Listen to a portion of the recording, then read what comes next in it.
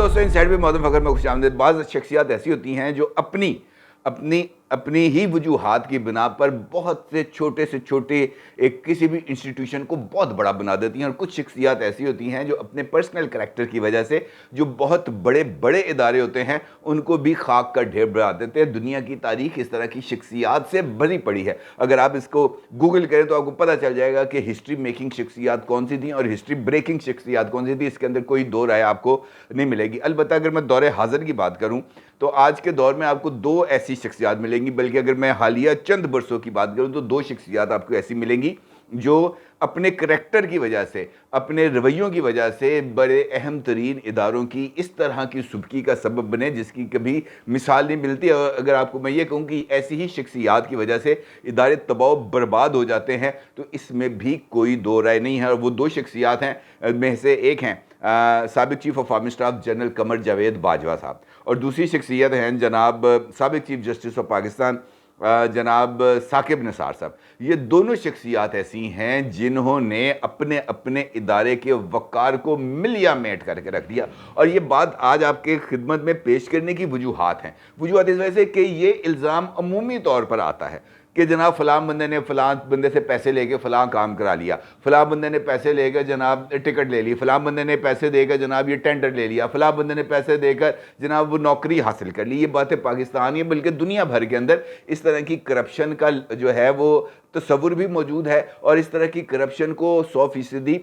उसको इरेडिकेट भी नहीं किया जा सकता, उसको ख़त्म भी नहीं किया जा सकता। लेकिन कुछ शख्सियात ऐसी हैं जिनसे इदारों की पहचान होती है। अगर चीफ जस्टिस साबिक चीफ जस्टिस साकिब निसार अब अगर मौजूदा हालात में अगर ये बात सामने आए कि जनाब किसी बंदे को टिकट दिलवाने के लिए कोई 1 करोड़ 20 लाख रुपए में सौदा हुआ और उस बंदे को टिकट दिलवाई गई, तो बंदा ये सोचने पर मजबूर हो जाता है कि यार जब ये बंदा इंसाफ की सबसे ऊंची कुर्सी पर बराजमान था और उस वक्त पाकिस्तान के स्याह सफ़ेद का मालिक था, क्या उस वक्त इस शख्सियत ने अपने ओहदे का नाजायज़ इस्तेमाल करते हुए, जायज़ इस्तेमाल तो अलग बात है, नाजायज़ इस्तेमाल करते हुए कितनी अत नहीं मचाई होगी, कितने बड़े बड़े काम नहीं किए होंगे, कितने बड़े बड़े कांट नहीं किए होंगे। और फिर वो बातें बहुत ज़्यादा हद तक मबनी पर हकीकत नज़र आती हैं जिनके बारे में लोग कहते हैं जनाब फ़लाँ ने फ़ोन किया था कि जनाब नवाज शरीफ को जेल में भिजवा दो, नवाज शरीफ को हमें इलेक्शन से पहले जो है वो पॉलिटिक्स करता हुआ, जल्द से जुलूस करता हुआ नज़र नहीं आता। फिर इसमें सदाकत महसूस होती है। ये ताज़ा तरीन जो मैं आपके सामने ये बात रखने पर मजबूर हुआ हूँ, एक ऑडियो आई है और यकीनी तौर पर आपने अब तक वो ऑडियो देख भी ली होगी, क्योंकि उस ऑडियो में साबिक chief justice of Pakistan mister justice Saqib Nisar साहब के साहबजादे नजम साकिब साहब अपने वालिद साहब की बिहाफ पर पाकिस्तान तहरीक इंसाफ की टिकटों के सौदेबाजी करते हुए नजर आ रहे हैं। जब पहली मरतबा मैंने ये ऑडियो देखी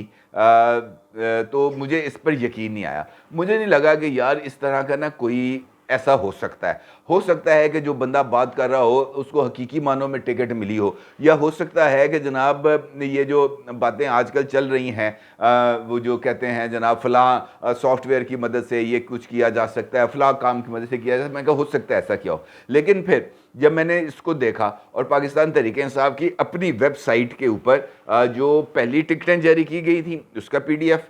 जो है मेरे पास पहले से डाउनलोडेड था, और उसके बाद जो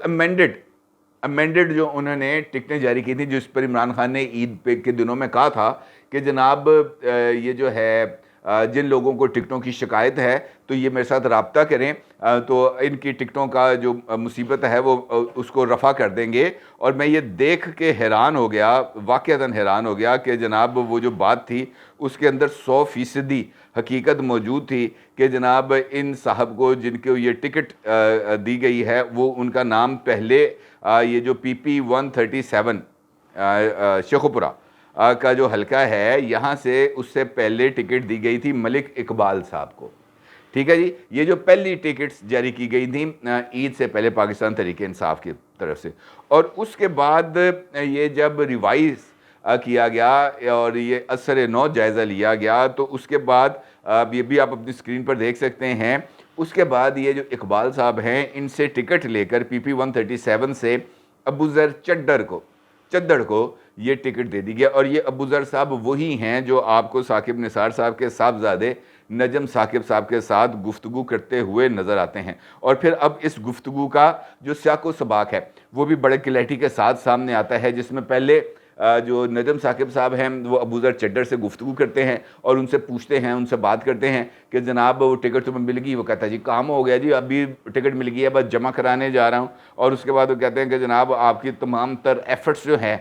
وہ رنگ لے آئی ہیں۔ نجم ثاقب کہتے ہیں مجھے انفارمیشن آ گئی ہے۔ نجم ثاقب کہتے ہیں بتائیں اب کیا کرنا ہے؟ انہوں نے کہا جناب ابھی ٹکٹ چھپوا رہے ہیں، اس میں دیر نہ کریں، ٹائم تھوڑا ہے۔ نجم ثاقب کہتے ہیں بس بابا کو ملنے آ جانا، ان کا شکریہ ادا کر دینا، کیونکہ ٹکٹ تو بابا کے کہنے پہ ملی ہے۔ اب بابا جو ہیں یعنی بابا رحمتا، وہ اور کیا کام کرتا ہے؟ وہ یہی آج کل کام کر رہے ہیں کہ جناب یہ کروڑوں روپے ہمیں کما کے دیں۔ دیکھیں یہ 2-4 ٹکٹیں ثاقب نثار کے کہنے پر آ گئیں، 2-4 ٹکٹیں علی افضل شاہی کے کہنے پر آ گئیں، 2-4 ٹکٹیں جناب پرویز الہی کے کہنے پر آ گئیں، 2-4 ٹکٹیں مونس الہی کے کہنے پر آ گئیں، 2-4 ٹکٹیں کسی اور سپریم کورٹ ہائی کورٹ کی طرف سے آ گئیں۔ تو ان لوگوں کی تو لگی نا جی لمبی لمبی دیہڑی، اور اگر ان کی لگ گئی ہے لمبی لمبی دیہڑی، کروڑوں روپے انہوں نے 3-4 ٹکٹوں پہ کما لیے ہیں، 4-5 کروڑ روپے کی دیہڑی لگا لی ہے، تو اس کا مطلب یہ ہے کہ اب ان کی طرف سے الیکشن ہوں نہ ہوں جائیں سارے بھاڑ میں۔ اب اس سچویشن کے اندر سوال ہے، بہت امپورٹنٹ سوال ہے کہ جناب یہ جو جوڈیشری ہماری رہ جائے گی، اور خاص طور پر وہ تمام اپوائنٹمنٹس جو جسٹس ثاقب نثار نے بطور چیف جسٹس آف پاکستان کی ہیں، ان کی اپنی کیا ویلیو رہ جائے گی، ان کی اپنی کیا اوتھینٹسٹی رہ جائے گی؟ کیونکہ اس سارے چکر کے اندر پھر بہت سارے سوال پیدا ہو جاتے ہیں۔ یہ سوال بھی پیدا ہو جاتا ہے کہ جناب کہیں جسٹس ثاقب نثار صاحب نے یہ جو تمام کی تمام اپوائنٹمنٹس کی ہیں، یہ کہیں خود بھی تو مال پانی بنا کے تو نہیں، کیونکہ بہت ساری یہ تو اب خطرناک قسم کی چیزیں ڈیولپ ہو رہی ہیں، اور اس کے اوپر جو رائے ہے وہ دینا بھی بہت ہی زیادہ مشکل ہو گیا ہے۔ اب جس آڈیو کا میں آپ کے ساتھ ذکر کر رہا ہوں نجم ثاقب صاحب کی، وہ پہلے ابو ذر کے اوپر وہ کہتے ہیں نا کہ ابو ذر چڈر انہوں پہلے کھچ کے رکھ دینا، انہوں نے ذرا تنکا لگاتے ہیں کہ جناب یہ ہو گیا ہے، فلاں ہو گیا ہے، اور اس کے بعد جناب یہ ابا جی کو لا جانا، انہوں نے سلام پیش کر دینا، انہوں نے شکریہ ادا کر دینا، کیونکہ اصل میں کام تو انہوں نے کیا ہے۔ اور اس کے بعد پھر وہ دوسری جو گفتگو ہے وہ ان کی پی ٹی آئی کے ایک اور لیڈر ہیں جن کا نام ہے میاں عزیر، وہ عزیر صاحب کے ساتھ رابطہ کرتے ہیں اور پھر عزیر صاحب کے ساتھ گفتگو کرتے ہیں، بلکہ عزیر صاحب ایک موقع پر نجم ثاقب صاحب کو روکتے ہیں، انہیں ٹوکتے کہتے ہیں، وہ ان کو اشارے دیتے ہیں کہ یار تجھے پتہ نہیں ہے اس وقت کیا حالات ہیں، یعنی آڈیوز دھڑا دھڑ آ رہی ہیں، جو ہے ساس صاحبہ کی آڈیو آ جاتی ہے رافعہ طارق صاحبہ کے ساتھ، اس کے بعد طارق رحیم صاحب کی آڈیو آ گئی ہے ثاقب نثار صاحب کے ساتھ، ایک نہیں 2 مرتبہ، اور اس طرح کی کچھ اور آڈیوز بھی ہیں۔ اچھا یہ آ گئی ہیں، اور وہ نجم ثاقب صاحب کو یہ بتاتے ہیں کہ یار یہ چیزیں بھی آئی ہیں، ذرا دھیان کر۔ وہ کہتے ہیں مجھے اس کی کوئی پرواہ نہیں ہے، یعنی جو کرنا ہے کر لو۔ اب بے شرمی کا وہ لیول آ گیا ہے کہ جہاں پر آپ کسی کو یہ بات بتاتے ہوئے بھی کہتے ہیں کہ یار یہ پکڑے نہ جائے، وہ کہتا ہے جی کوئی گل نہیں، پڑے جاؤں گے دیکھیے ہو جائے گا، 4 دن لوگ باتیں کریں گے، اس کے بعد خاموشی ہے، اس پر آرام سے موج کریں گے، 1 کروڑ 20 لاکھ روپے کما لیا کافی ہے۔ یہ تو ایک ٹکٹ ہے جو سامنے آ گئی، اب پتہ نہیں کتنی ٹکٹیں لی ہوں گی۔ اب اس سچویشن کے اندر جو میں کل رات سے آپ کے سامنے رو رہا ہوں کہ پاکستان کو اس وقت الیکشنز کی ضرورت ہے، نہیں کسی بھی صورت الیکشنز ہونے چاہیے، اس میں میری یہ ایک ڈیموکریٹک ایک بحث ہے، لیکن بعض دفعہ ہمیں ریئلسٹک ہو کے بھی سوچنا چاہیے کہ اس وقت ہمارے وطن عزیز کو جہاں پہ ہم رہ رہے ہیں اس کی حقیقی ضروریات کیا ہیں، اور کیا اس موقع پر ہم یہ جو ایڈونچرز ہیں یہ ہمارے لیے کسی بھی صورت فائدہ مند ہو سکتے ہیں یا نہیں ہو سکتے۔ کیونکہ جس شخصیت کے بارے میں آپ سے میں کہہ رہا تھا کہ جناب یہ شخصیت آنے والی ہے، اور یہ جو ان کے آنے کے اوپر ہی جو بہت سارے ڈنڈے ہیں انہوں نے چلنا ہے، تو اس کا مطلب ہے کہ وہ شخصیت اس وقت ظہور پذیر ہو گئی ہے۔ میرا اشارہ تھا chief of army staff general Asim Munir صاحب کی طرف، میرا خیال تھا کہ وہ آج رات کو پہنچیں گے، لیکن وہ آ گئے بھائی جان، اور آتے ساتھ ہی وہ چلے گئے کاکول۔ اور کاکول ایک ایسی جگہ ہے جہاں سے یہ جو پاکستان کے اندر جو اقتدار پہ رہنا نا، جنہوں نے طاقت جو ہے وہ کمانی بھی ہے اور طاقت کا اظہار بھی کرنا ہے، وہ سارے کے سارے جو نوجوان ہیں وہ کاکول اکیڈمی سے ہی نکل کے سامنے آتے ہیں اور اس کے بعد اس ملک پر حکومت کرتے ہیں۔ اینی ویز وہاں پر وہ جنرل عاصم منیر صاحب پہنچ گئے، اور وہاں پر انہوں نے کاکول اکیڈمی سے پاس آؤٹ ہونے والے جو کیڈٹس ہیں ان کے ساتھ خطاب بھی کیا، اور اس خطاب کے اندر جس بات کا میں آپ سے کو 2 دن سے اشارہ دے رہا ہوں، انہوں نے اسی سمت کی طرف اشارہ کیا اور کہا دشمن عوام اور مسلح افواج کے درمیان دراڑ ڈالنے کی کوششوں میں سرگرم ہیں اور ہم ایسی کسی بھی کوشش کو کامیاب نہیں ہونے دیں گے. اور اس کے ساتھ ساتھ انہوں نے کہا کہ مسلح افواج کو تفویض کردہ آئینی کردار سے وابستگی کسی بھی شک و شبہ سے جو ہے وہ بالاتر ہے. ہماری پہلی اور اہم ذمہ داری ریاست سے وفاداری اور پاکستان کی جو ہے وہ سرحدوں کا جو تحفظ ہے وہ ہے. اب کہنے کا مطلب یہ ہے کہ یہ جو بات انہوں نے کی ہے اس بات کا بھی ایک پرسپیکٹو ہے. یہ پہلی آفیشیل میری نظر کے اندر یہ پہلی آفیشیل سٹیٹمنٹ ہے جو chief of army staff general Asim Munir صاحب کی طرف سے سامنے آئی ہے. اور یہ جو سٹیٹمنٹ ہے یہ ان کے اس ریزالو کی طرف بڑی کلیئرٹی کے ساتھ اشارہ کر رہی ہے کہ جناب نو مور گیمکس، کسی کو مزید کھیلنے کی اجازت نہیں دی جائے گی. اور میں آپ سے بار بار کہہ رہا ہوں کہ ہم اس وقت جس پوزیشن پر موجود ہیں جہاں پر ہمارے لیے ایک راستہ ہے کہ پاکستان کو اقتصادی ترقی کی راستے پر ڈالنے کا، اور دوسرا راستہ ہے پاکستان میں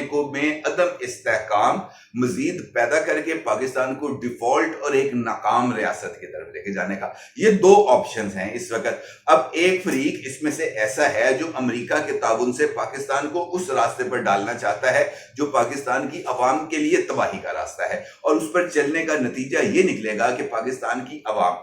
ترقی کی اس منزل سے جو ہے وہ فیضیاب نہیں ہو سکیں گے جس کے لیے وہ دن رات محنت کر رہے ہیں، اپنا خون کا قطرہ قطرہ نچوڑ کے یہ جو ظالمانہ ٹیکسز ہیں یہ وہ پے کر رہے ہیں، اپنے بچوں کے منہ سے روٹی کا آخری نوالہ بھی چھین کر یہ پیٹ بھر رہے ہیں تاکہ جناب کل ہمارے آنے والا کل ذرا اچھا ہو جائے. اور دوسرا راستہ ہے کہ ہم ایک ایسی اسٹیبلٹی کی طرف جائیں جہاں پر اگلے چند سال تو یقینی طور پر مشکل ہوں گے، لیکن اس کے بعد ایک پائیدار ترقی ہمارا منتظر ہوگی، اور ہمارے جو آنے والی نسلیں ہیں وہ کم از کم سر اٹھا کر اقوام عالم میں یہ کہہ سکیں گی یہ ہمارا گرین پاسپورٹ ہے اور I am proud to be a Pakistani. لیکن اس کے لیے کیا چاہیے؟ اس کے لیے ہمیں چاہیے کہ ہمیں اپنی انا کی قربانی دینا ہوگی. یہ جو شخصیات جن کا میں نے آپ سے گفتگو کے آغاز میں ذکر کیا، چاہے وہ سابق army chief general Qamar Javed Bajwa صاحب ہوں یا سابق چیف جسٹس ثاقب نثار ہوں، ان دونوں شخصیات کے اندر ایک مماثلت ہے، اور وہ مماثلت یہ ہے کہ ان دونوں نے اپنے اپنے ٹائم میں جب یہ دونوں شخصیات اپنے اپنے اداروں کو ہیڈ کر رہی تھی تو یہ دونوں شخصیات اپنے اپنے اداروں کے لیے اس سربلندی اور ان کی عزت و تکریم میں اضافے کا سبب نہیں بن سکی، کیونکہ بدقسمتی سے یہ دونوں شخصیات صرف اور صرف اپنے لیے ہی سوچتی تھیں، اور اس کی کئی مثالیں اب ہمارے سامنے آ چکی ہیں. اپنی رائے کا ضرور اظہار کیجیے گا. آپ کا بہت شکریہ. اللہ حافظ.